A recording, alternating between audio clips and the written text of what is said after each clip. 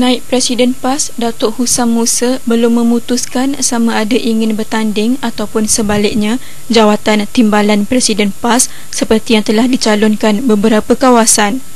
Menurutnya, beliau terlebih dahulu perlu meneliti beberapa faktor bagi menentukan kewajaran untuk bertanding jawatan tersebut. Saya perlu mempertimbangkan beberapa perkara. Yang pertama ialah harapan daripada kawasan-kawasan ini.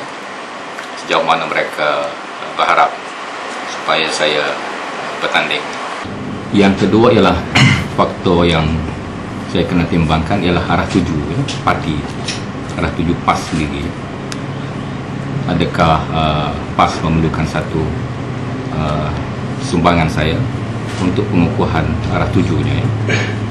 Jika arah tuju PAS sudah tegas dan nyata, saya tidak fikir perlu diganggu.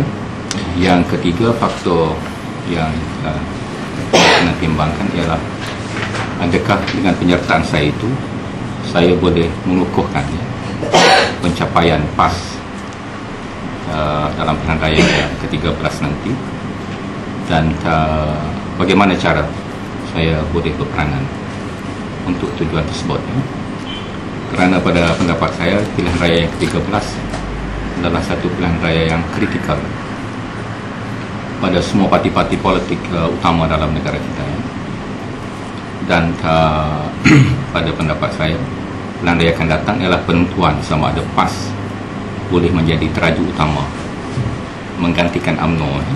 Mengulas isu laporan menggambarkan perpecahan dalam PAS pula, Husam menasihatkan pimpinan dan penyokong parti berhati-hati dalam membuat sebarang kenyataan supaya tidak terperangkap dengan mainan media.